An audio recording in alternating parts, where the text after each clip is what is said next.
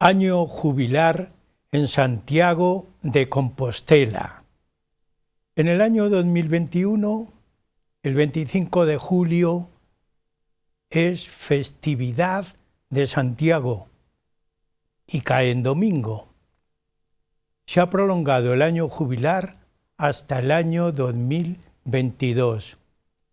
Cuando ocurre esto, el 31 de diciembre del año anterior, en un acto litúrgico, el arzobispo de Santiago de Compostela abre la Puerta Santa y se inicia el jubileo y la peregrinación a Santiago de Compostela. Santiago de Compostela y la peregrinación a Santiago han dado vida a Galicia y fundamentalmente a la ciudad de Santiago. A partir del siglo XI, la ciudad de Santiago de Compostela es un foco fundamental para todo el mundo europeo. Las peregrinaciones se hacen multitudinarias. Pero para ser peregrino hay que tener unas condiciones. Son muy sencillas, para algunos muy duras. El silencio, recogimiento, soledad, no tener prisa, esfuerzo. ¿Quién piensa andar sin esfuerzo? Y algo importante, la gratuidad. Dios nos da todo gratis.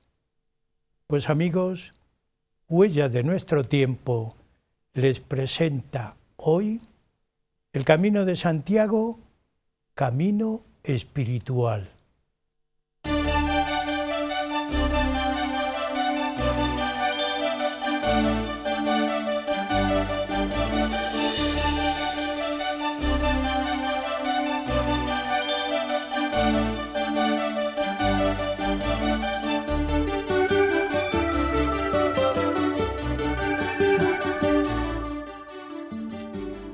Ultrella, se dicen los peregrinos de Santiago cuando se ven o cuando se despiden, anunciándoles buen camino. En el Codex Calistinus leemos esta frase: Ultrella Esusella Deus ayúdanos. Pidamos como peregrino ayuda para hacer bien la peregrinación. Pues con ese saludo Ultrella nosotros iniciamos nuestro programa, pero también le damos la bienvenida a un peregrino, don Javier García Fernández, que tenemos en el estudio con su pequeño atuendo de peregrino y al que le agradecemos que se haya desviado un poco en el camino de su vida y haya llegado a Toledo para hablarnos de su experiencia de camino. Así que, Javier, muchas gracias por ese desvío. Por invitarme. Y Ultrella. Empecemos con el grito de los peregrinos, Ultrella. Eso, dicho con brío y con entusiasmo y con fe, hace buen camino. Más allá, más arriba, buen camino. El significado de Ultrella. Javier, nosotros vamos a hablar mucho del camino, pero yo quiero que los telespectadores te conozcan.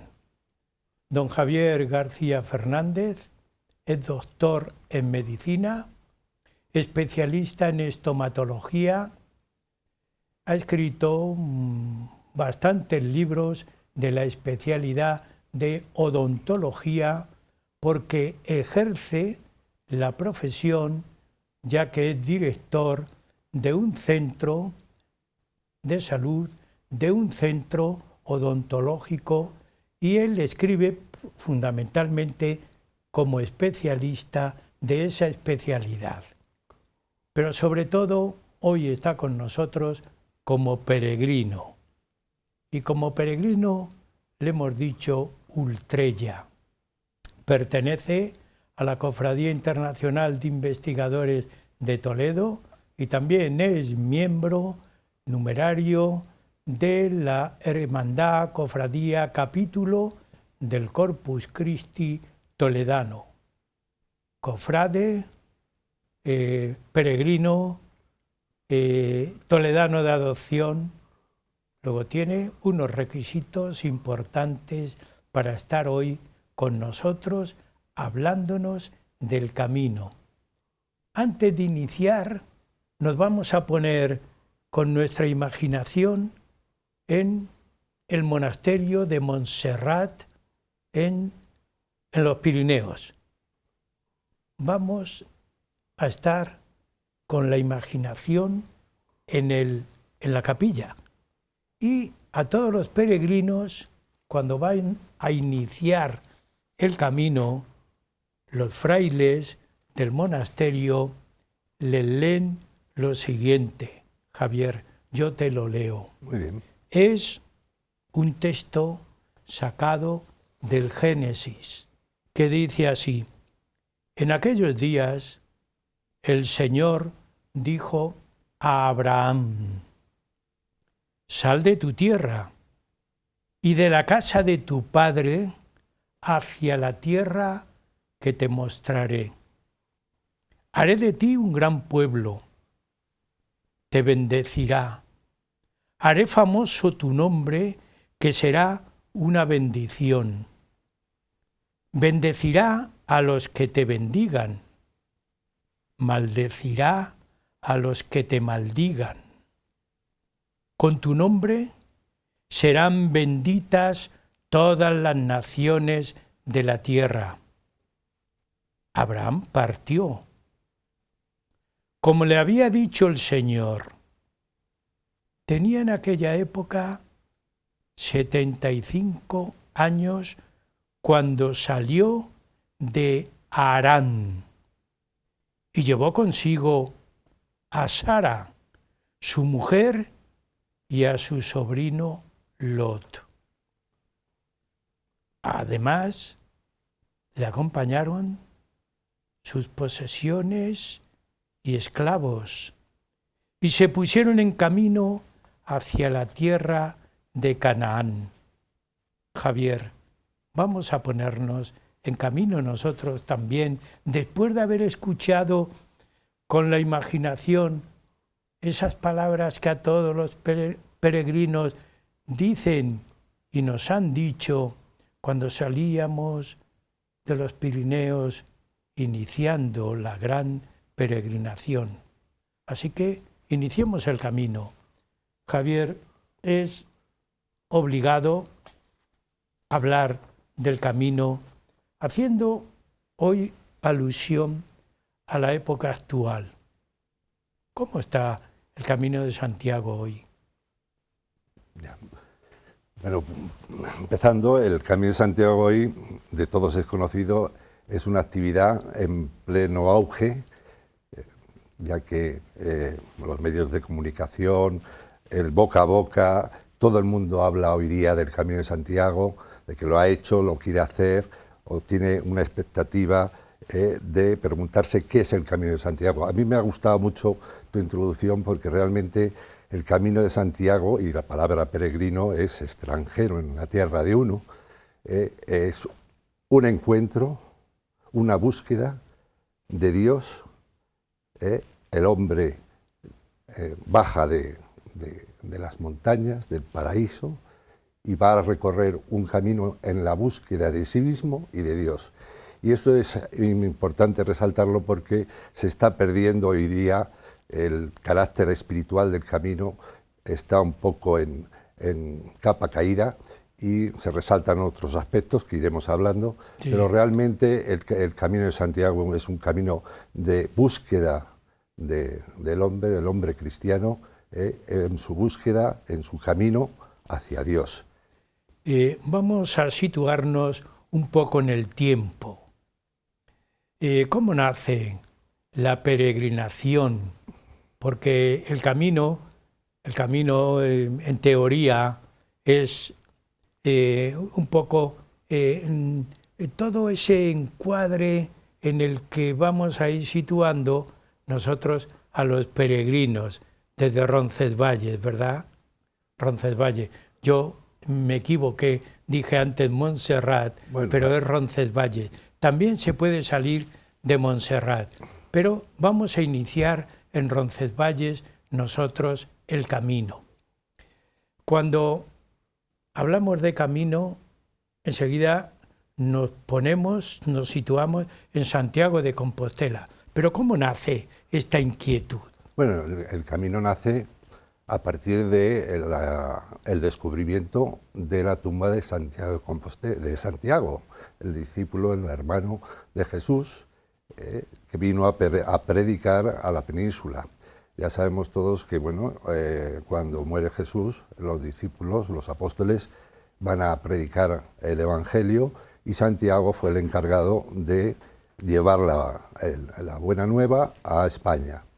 Incluso allí en Zaragoza se le apareció la Virgen en el Pilar, ¿verdad?, para estimular al apóstol para que llegara al fin del mundo, era Finisterre, y de hecho fue en esa zona donde llevó el Nuevo Testamento, la sí, buena nueva.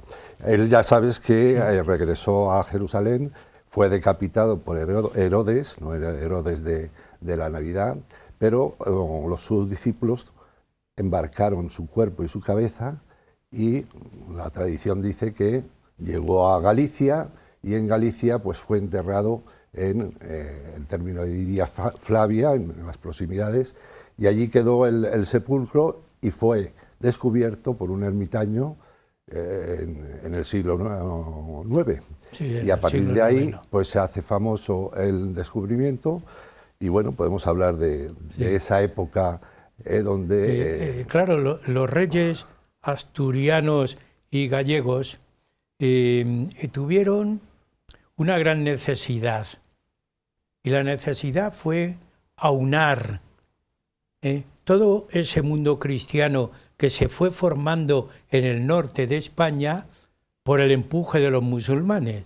Había que aunarlos de alguna manera, y este fue un buen elemento de unión, ¿verdad? Sí, efectivamente. Alfonso II sí, pone en conocimiento del rey Carlomagno este descubrimiento, y el rey Carlomagno tiene un sueño y se le aparece en su sueño la revelación de que tenía que hacerse el camino, la peregrinación hacia Santiago, y a partir de Carlomagno se hace famoso y de toda Europa empiezan a caminar sí, a la tumba de Santiago para postrarse,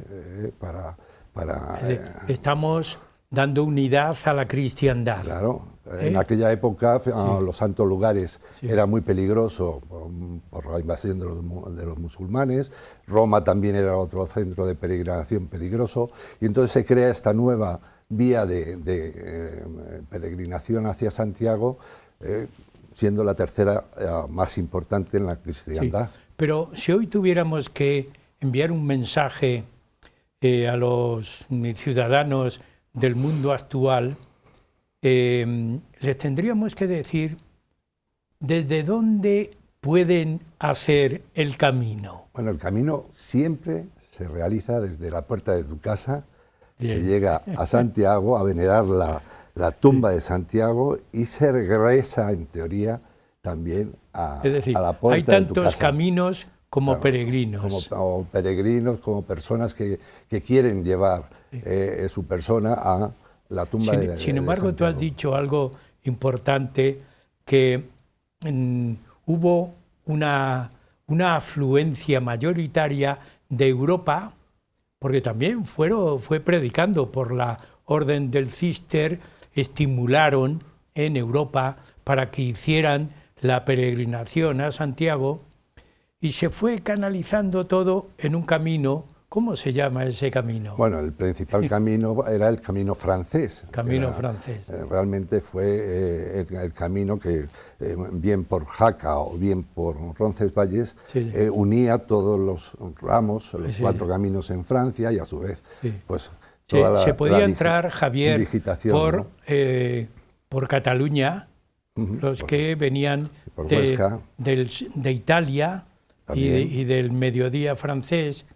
También se puede entrar por Canfrán y Benasque, se llega a Jaca. También se puede entrar por Roncesvalles, pero todos esos caminos... Incluso los ingleses venían en barco a La Coruña. Es decir, todos que esos caminos se unen en Puente la Reina. Puente la Reina confluían, creándose, digamos, el camino francés, que se llama así por la gran afluencia de francos que venían. Y es realmente el camino, digamos, con más solera y más historia de la peregrinación, ¿no? El camino francés, que como luego iremos viendo, pues pasa por Burgos, León, Astorga. Vamos a hacer un recorrido entre tú y yo. Yo me pongo en Roncesvalles. ¿Qué ciudad obligada pasamos? Si vienes de Roncesvalles tienes que pasar por Pamplona. Pamplona, el Alto del Perdón. El Alto del Perdón, que es una... que no se olviden, que no es que perdonen allí, pero es una subida. Una subida muy dura, y el que lo sube realmente, si dura en la subida, está perdonado. Peor en la bajada, sí, porque es una bajada de piedras. De piedras, de cantos rodados, que es muy peligrosa y muchas veces incluso hay que hacerla al revés para no lesionarte la rodilla. Pasamos por Puente la Reina. La siguiente ciudad nos encontramos con Logroño. Sí.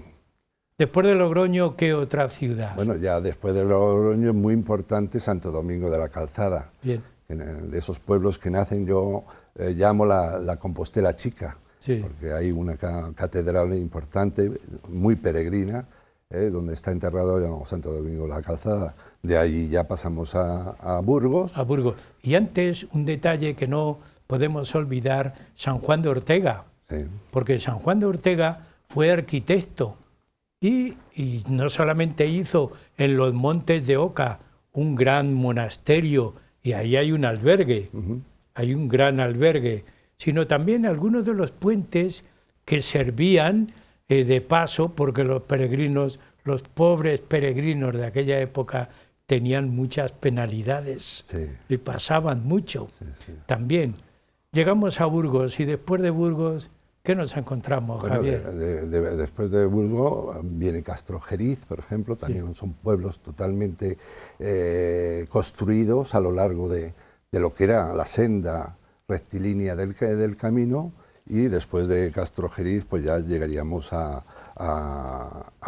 León, ¿no? A León. Pero no nos podemos olvidar, para quien nos vea y escuche, que antes de llegar a León pasamos por Carrión de los Condes y por otro pueblo fromista, porque otro de los requisitos de satisfacción que tienen los peregrinos es que se encuentran con románico. Sí. En Fromista, la iglesia de San Juan tiene un románico muy puro, que no hay que olvidar. Y llegamos a León. ¿Qué nos encontramos en León? Bueno, en León la catedral dorada, majestuosa. Y luego, por ejemplo, el hostal de San Marcos, que era antiguos hostales o albergues de peregrinos, ¿no? Realmente en León ya se va uno madurando en el camino, ¿verdad? Y a partir de León, Javier, ¿qué pueblos importantes hay? Bueno, a partir de León ya viene Astorga, previamente pasamos por el puente de Órbigo, tan famoso, donde se hacían las justas de caballeros, ¿verdad? Y llegando a Astorga ya pasamos a lo que es la Foncecabón, que es el alto de Foncecabón, para bajar a Molina Seca, Ponferrada. Ahí hay algo que tú y yo hemos vivido juntos, el el Alto de Foncebadón. Sí, con la ¿Qué cruz de hay? hierro, la cruz de hierro, ¿verdad? La cruz de hierro, la cruz de ferro.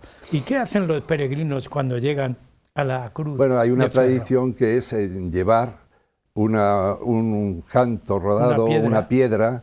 En teoría, los peregrinos en la antigüedad llevaban esa piedra para la construcción de la Catedral de Santiago, y hoy día ha quedado como símbolo de expiación de sus pecados o de sus problemas en la vida anterior. El depositar, cargar con una piedra todo ese camino ascendente hasta la cruz, y hay una especie de se pone allí depósito, en la cruz. Exactamente, Así, en lo alto.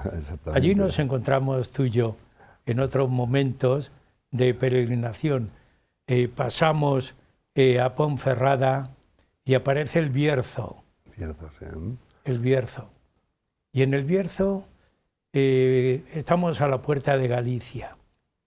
¿Y qué hay sobresaliente? Hombre, sobresaliente, aparte de Villafranca, del Bierzo, sí, como pueblo importante, es el Alto del Cebreiro, que es una de las pruebas más difíciles, quizá la subida al monte, en cierto modo. Luego, si acaso podemos hablar del significado espiritual, incluso del paisaje, ya es la vuelta del peregrino hasta alcanzar su búsqueda. Es la etapa más dura. Más dura porque es todo ascendente, muy empinada, pero también muy satisfactoria. Al llegar uno se encuentra pleno de fuerza y de espíritu. He visto a muchos peregrinos por allí respirar fuerte, parar y subir un poco. Aquello de la Fava, Lagunas de Castilla, todo eso. Los últimos pueblos antes de alcanzar Cebreiro. Eso es una gran penitencia para los peregrinos, porque los peregrinos, ahora te preguntaré, el que va a hacer el Camino de Santiago, si va con ánimo de pasárselo bien, se lo pasa bien espiritualmente, pero recibe una gran dosis de, diríamos, de fuerza, de penalidad, porque es duro, es muy duro el camino, ¿verdad? O sea, el camino te da, yo le llamo un gimnasio en lo físico y en lo espiritual, ¿no? Y el camino... Entonces, Javier, ¿qué podemos decir? ¿Qué necesita un peregrino para ser auténticamente peregrino? Bueno. Después de ese recorrido que hemos hecho nosotros un poco con nuestra imaginación, por donde la mayoría de los peregrinos pasaban, muchos de ellos se quedaban en el camino porque morían, llenos de enfermedades, y la vuelta, cuando volvían a sus casas de regreso, no los conocían, de cómo se habían transformado. Volvían con una transformación espiritual y una plenitud. ¿Qué necesita un peregrino, Bueno, Javier? El peregrino hoy día hay muchas motivaciones para hacer el camino, te los encuentras, es decir, el peregrino, si va en un sentido espiritual, es tener conciencia de que su camino, su trayectoria, es una plegaria, es un esfuerzo espiritual para venerar al santo, ¿no? Hoy día también encontramos muchas personas que hacen el camino por motivos deportivos, lúdicos, de turismo, que son todos válidos, es decir, nadie critica, pero el fondo del peregrino, yo le llamo del Jacobipeta, el peregrino ad devotionis causa, es el peregrino que quiere ponerse en camino para encontrarse consigo mismo y, lo más importante, para encontrar a Dios en ese camino. Yo he tenido grandes experiencias, porque yo he sido peregrino, Javier, también. Antes dije que nos encontramos en la Cruz de Ferro, subiendo el Alto del Teleno, antes de llegar a Ponferrada. Y en algunos momentos alguien me preguntó, porque yo le curaba las ampollas, y me decía, ¿y cómo se curan las ampollas? Digo, una con otra. Se quedaba perplejo a quien se lo decía. Sí, porque una herida de la vida se cura con otra herida. Y le decía, pero un amor también se cura con otro. Se quedaban sorprendidos y extrañados. Ahí vemos a peregrinos en la pantalla. ¿Cuántos de ellos llevan ampollas? Esos dos están muy felices, ¿verdad? Sí. Se ve que les han curado las ampollas. Pues yo me he encontrado, sobre todo con algunos jóvenes que iban sin norte.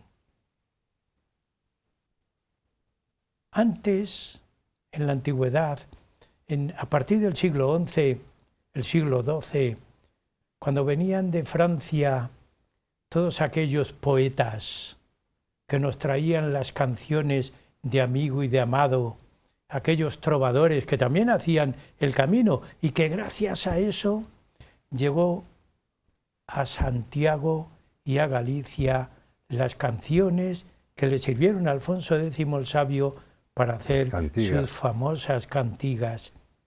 ¿Qué les impulsaba a esos peregrinos de aquella época de antes a hacer el camino? Bueno, en aquella época era un momento donde pues toda la civilización tenía un sentido teocéntrico, es decir, que se puso como de moda el hacer la peregrinación para salvar su alma y ganar las indulgencias que la Iglesia daba en ese momento. Pero hay otros motivos también que existen y que en aquella época hacían el camino. Por ejemplo, los peregrinos que para cumplir una pena, un delito, les imponían los jueces en Europa el hacer el Camino de Santiago. Sí. Otros eran elegidos para pedir a la divinidad el que les librara de plagas. Sí. Es decir, otros venían de forma simplemente por curiosidad de conocer el fenómeno, porque también sí. Había personas de otras religiones. Es decir, Javier, llegamos a la mitad del programa, nos vamos a quedar ahí porque yo quiero reiniciar con esa cuestión. Amigos, estamos en el programa Huellas de nuestro tiempo y hoy estamos con el Camino de Santiago, un camino espiritual. Una pequeña pausa y seguimos con ustedes.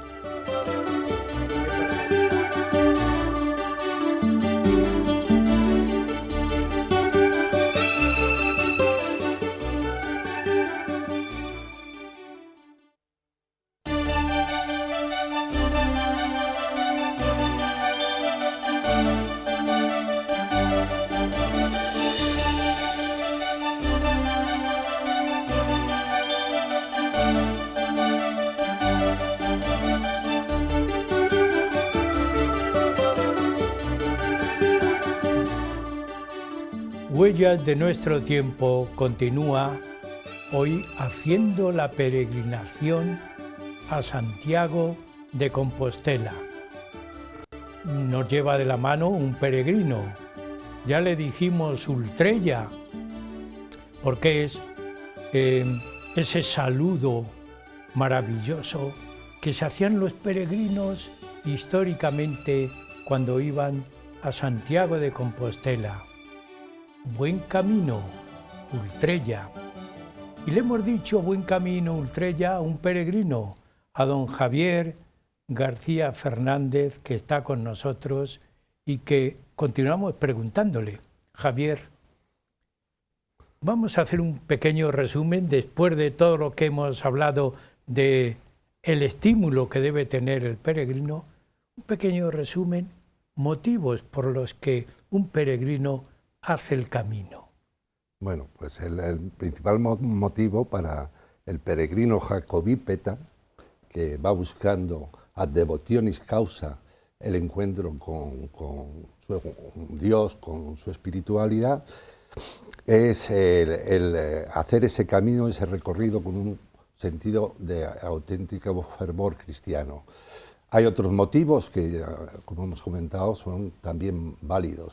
Sí. Turismo, encontrarse con la naturaleza, encontrarse consigo mismo, pero principalmente el peregrino auténtico para mí es aquel que va a hacer el recorrido con devoción y a venerar la tumba de Santiago. Pues entonces, Javier, aunque sea algún consejo así muy de casa, ¿cómo debe prepararse un peregrino? Bueno, en el aspecto físico, pues bueno, lo ideal es entrenar y ponerse a caminar durante un mes, entrenar el calzado, es muy importante, preparar un buen equipo para que llevar lo suficiente sin que sea un peso que le impida el hacer el camino. Aconsejamos que lleven mochila, pero que no se la lleven, que lleven mochila. Ah, bueno, sí. Una mochila. Como yo digo, ¿no? Los peregrinos que usan el burrotaxi, muchos hacen el camino sin la mochila. Bien, yo creo que la mochila es parte de la experiencia del camino, el llevar lo suficiente, y ese peso, en cierto modo, es una ofrenda a su esfuerzo hacia Dios para llevar de forma humilde lo necesario. Sí. Y es un hecho, por ejemplo, que cuando vamos recorriendo el camino nos vamos despojando de lo que realmente no nos hace falta. Y esto es también, en cierto modo, es una metáfora en la vida. Con qué poco se vive, ¿verdad? Con lo poco que se vive, y muchas veces todo lo que tenemos es un peso en nuestro camino de vida, ¿verdad? A veces tenemos demasiadas cosas y con muy poco podemos recorrer nuestro camino de forma adecuada. Ya lo dice el Evangelio, con el bastón basta. Ya. Es un mensaje, ¿verdad?, sí, que debemos enviar a los peregrinos. Hay que caminar ligero. Otro de los atuendos o símbolos del peregrino es el bastón, ¿no? Es la concha, la mochila. El bastón o bordón realmente incluso tiene su simbología, ya que es el burro. Bordón también significa el apoyo que nos ayuda en nuestro caminar espiritual y físico en el camino, ¿no? Ahora se llevan los palos telescópicos. Bien, bueno, esto... pero hay que mantener la tradición. El bordón. El bordón es algo fundamental para hacer el camino adecuadamente. De hecho, pues debe ser a la altura de la persona para permitirle ir desplazando el bordón, dar 3 pasos, incluso nos ayuda en las bajadas para que no sufran las rodillas. Javier, ¿cómo es, aunque sea una pincelada psicológica, cómo es el carácter del peregrino auténtico? Bien, el peregrino auténtico realmente se va formando a lo largo de la trayectoria del camino, y en su relación con otros peregrinos va adquiriendo una forma de ser específica. Es un peregrino que es humilde, que limpia y deja todo como lo encuentra, que agradece, que sonríe, que saluda y se despide, que es siempre el último en todo. Es decir, esto va dando un carácter, una forma de ser en el peregrino que le valdrá para todo el resto de su vida. Es decir, crea un sello, ¿verdad? Exactamente, una forma de ser y una profundidad que le hará cambiar su vida, ¿no? Sí. Yo tengo recuerdos, Javier, tengo que apoyarte, tengo recuerdos, hubo momentos cuando yo era peregrino que la meditación, el recogimiento, el encontrarse consigo mismo, yo recuerdo y puedo contar una anécdota haciendo yo una subida en Francia desde el monasterio de Conques, había una subida muy pronunciada y me encontré al final de la subida con una pequeñita ermita dedicada a la Santa Fe, que en el mediodía francés son muy dados a ese tipo de ermitas, a la fe, a la Santa Fe. Y yo miré hacia el hondo donde estaba el monasterio en donde yo había dormido y pensé, fe, la Santa Fe, fe y voluntad. Hay que tener una gran fuerza de voluntad y una fe muy pronunciada y muy bien delimitada, Javier. ¿Dirías tú algo parecido para continuar haciendo el camino? Una fe, sí, hay que tener determinación de querer llegar a tu meta. Y esto te da mucha fuerza. Yo te voy a comentar otra experiencia personal que no hemos hablado. Antiguamente el peregrino se sacralizaba, es decir, se revestía de un carácter, digamos, se le formaba como vicario de Cristo, es decir, en los pueblos, a medida que pasaba, el peregrino representaba la figura de Cristo, ¿de acuerdo? Y se sacralizaba. Fíjate aquí, en uno de los caminos que hice con toda mi familia, don Fidel Herranz, arzobispo de Burgos, pues nos impone la concha de peregrino y nos reviste de ese sentido sacro, donde el peregrino va a representar a Jesucristo. Es decir, el camino es una ruta espiritual. Totalmente. Y tú, al ser representante de Jesucristo, muchas veces en el camino la gente te pide que llegues a la tumba y que reces por las intenciones. Yo tuve una experiencia muy profunda, muy bonita en la iglesia de Santa María en San Sebastián. Había una señora cuidando la iglesia y me quería hacer pagar por ir a ver el altar mayor y hacer nuestros rezos. Pero yo le dije, hombre, un peregrino le va a hacer usted, yo no soy un turista que viene a ver la iglesia, soy un peregrino que vengo a rezar y a poner mis intenciones de que el santo me ayude a llegar a Compostela. Sí, sí. Entonces esta señora de pronto se me puso a llorar y dijo, mire, pase usted, desde luego, y quiero pedirle un favor, que es que mi marido, que está enfermo de cáncer, pida a Santiago que le cure. Eso para mí fue muy impactante y le dije, no solo voy a llevar las intenciones a Santiago, sino que yo mi camino lo voy a hacer por usted y por su marido. Y cuando llegue rezaré. Eso me dio mucha fuerza durante los momentos difíciles del camino, porque el camino a veces te puede expulsar, porque estás cansado por las ampollas, por problemas articulares. En esos momentos difíciles, esa fuerza de ser representante de Jesucristo y llevar todas las intenciones de la gente que te para y te dice, sí, rece usted por mí en Santiago. Sí, sí. Es que tenían costumbre, esa costumbre era también, yo haciendo un poco recuento de la historia del camino, en muchos lugares decían al peregrino, mira, esta limosna, cuando llegues a Santiago, deposítala en la catedral por mí. ¿Y cómo te llamas? Sobre todo esas mujeres que están solas, muchas de ellas vemos en el camino, por lo menos veíamos nosotros en los pueblos, en las aldeas, y con un sentido humano, religioso muy profundo, daban la pequeña cantidad que tenían, deposítala en Santiago por mí. Pero yo recibí otro mensaje del cura párroco del pueblo de Fromista.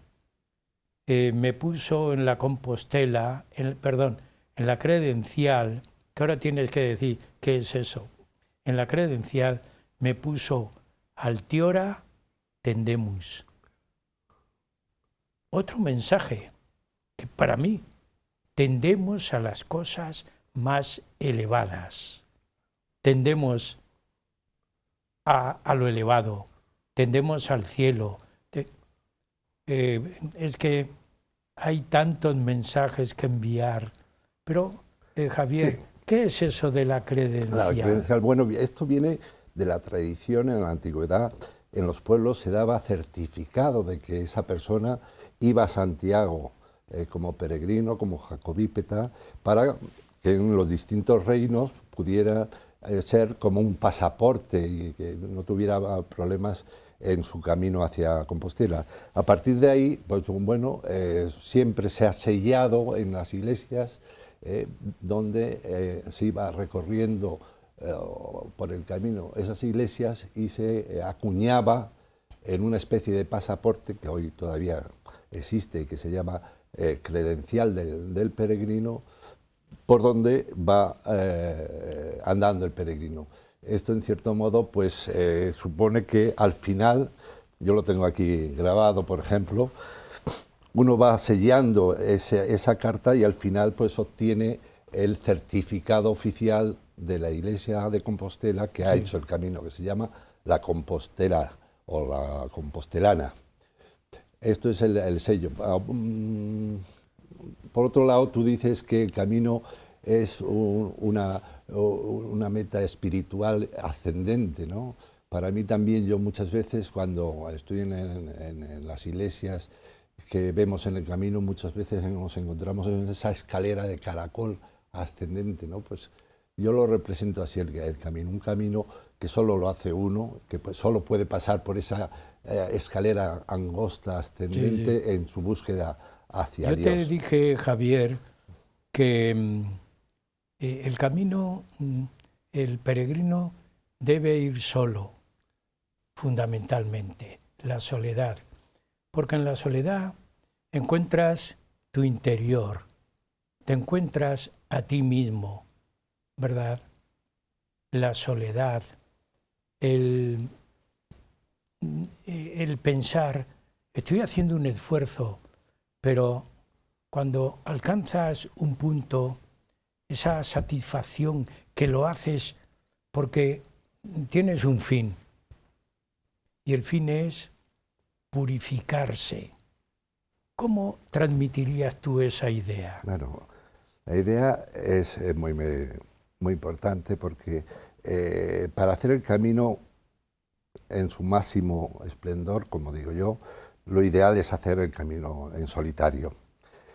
Esto no significa que uno desde un principio vaya a hacer el camino en solitario. A uno le asusta el pueda tener problemas en el camino o que tenga un accidente, etcétera, etcétera.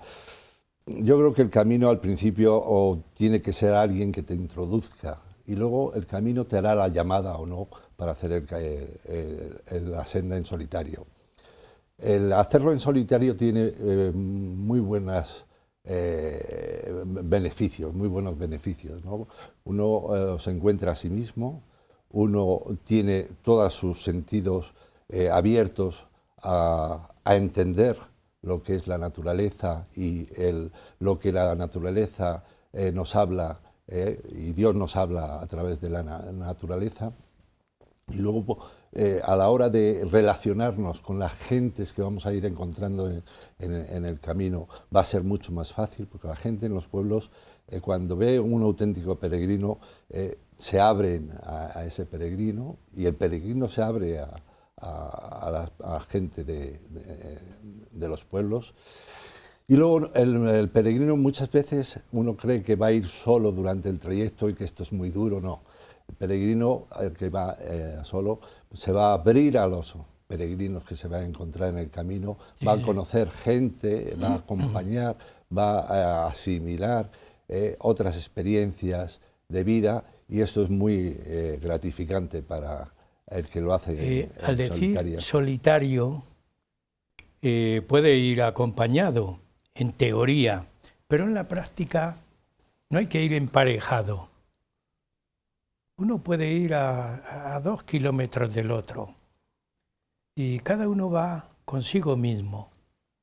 Esa es la referencia de la soledad. El encuentro con uno mismo que le dé pie a rezar, porque invita a rezar. Otro de los mensajes que yo deseo transmitir hoy. La peregrinación es oración. La oración es una petición, es una invocación divina. Y el peregrino está haciendo peticiones, está invocando la divinidad, está invocando a Dios. Cuando va uno en recogimiento, reza. Por ese motivo va solo. Esa es la soledad. Ese es el recogimiento. Javier, yo dije cuando hacía la presentación una palabra que quiero que tú la aclares. La gratuidad que recibimos en la vida. Y el peregrino debe pensar en esa gratuidad. Claro. ¿Qué te parece? Mira, otro de los símbolos que no hemos hablado, bueno, en cierto modo sí, porque la mochila es, digamos, la heredera de lo que era antes el zurrón o el morral del peregrino, donde el peregrino llevaba sus pocos alimentos porque no les hacía falta llevar más de lo necesario en el día, porque en aquella antigua peregrinación la gente de los pueblos les daban la comida. Pedían. Y él pedía la gratuidad. Él estaba en manos del Altísimo y sabía que en cualquier circunstancia estaría socorrido. Es decir, que la hospitalidad en el camino es algo también muy importante. La gente de los pueblos te ayuda en tus necesidades diarias y no hace falta llevar muchas cosas, ¿no? Javier, estamos al final del programa. Hablar del camino, tú y yo podíamos estar el día entero hablando del camino, porque hay muchas experiencias que contar. Pero tú has transmitido fundamentos, que es lo importante para que quien ve este programa hoy se quede con la idea, tengo que pensar en mí, tengo que reflexionar interiormente, tengo que orar, tengo que rezar. Y esos son mensajes que queremos enviar. Llegamos a Santiago. Dinos tu experiencia. Bueno, la experiencia, el camino no es la meta, sino el hecho de recorrer el camino. Sí. El camino, ya digo, es un camino de búsqueda de Dios, de tu religiosidad, de tu crecimiento espiritual, y el llegar a Santiago es muy satisfactorio porque es nuestro objetivo final. Allí lo importante es venerar la tumba, no el abrazo ni hacernos la fotografía en la plaza del Obradoiro, sino llegar a postrarnos delante de la tumba de Santiago. Yo te diría que en mi experiencia es una experiencia fructífera, muy enriquecedora y que me ha hecho sentirme feliz en la vida. Me ha enseñado a ser humilde y necesitar muy poco y sobre todo siempre en ese camino hacia Dios, dejarme en manos del Señor. Esta sensación espiritual que yo he tenido en el camino, pues he intentado transmitirla. De hecho, en cierto modo he creado una especie de cofradía, cofradía de amigos del camino, de apóstoles del camino, para, en este sentido espiritual, religioso, que se está perdiendo hoy día en el camino, pues transmitir esta forma de entender. Y la vas a transmitir regalándome, una especie de estola. Mira, esto es en cierto modo el escudo que yo, como has visto, el obispo don Fidel Herranz, pues me permitió poner en la Cruz de Santiago, su escudo, Muy donde bien. se ve el puente, la espiga representando a Jesucristo, la estrella a la Virgen María y el sepulcro de Bueno, Santiago. pues, Esto pues es, nada. en cierto modo, un regalo porque tú fuiste mi mentor, el que me enseñaste los primeros pasos en el camino, y Que muy quiero bien. que seas el apóstol Pues- de honor pues muchas de gracias. esta cofradía, y te impongo esta especie de veste o de hábito Muy bien, Javier. como peregrino. Muchas gracias por haberme introducido en el Camino de Santiago, Andrés. Muy bien, pues llegamos al final del programa. Solamente una idea, Javier. ¿Y después del camino qué? Bien, el camino es un empezar de nuevo en la vida con otro sentido, otras metas. El ver que tu camino diario, en cierto modo, es un camino ascendente hacia Dios, en ese crecimiento espiritual. Yo ahora mismo estoy en un proyecto de escribir todas las sensaciones y experiencias interiores en ese camino interior que yo digo, que yo hablo. Estoy escribiendo una especie de manuscrito con todas las ideas y realizando ese trabajo espiritual interior, plasmándolo en lo que es el camino interior de la vida. Bien, pues Javier, con esa idea terminamos el programa, pero yo siempre quiero hacerlo como un peregrino. Ultrella es ella, Deus ayúdanos. También, amigos, a ustedes reciban ese mensaje, ese saludo de unos peregrinos. Ultrella, hasta el próximo camino. Muchas gracias.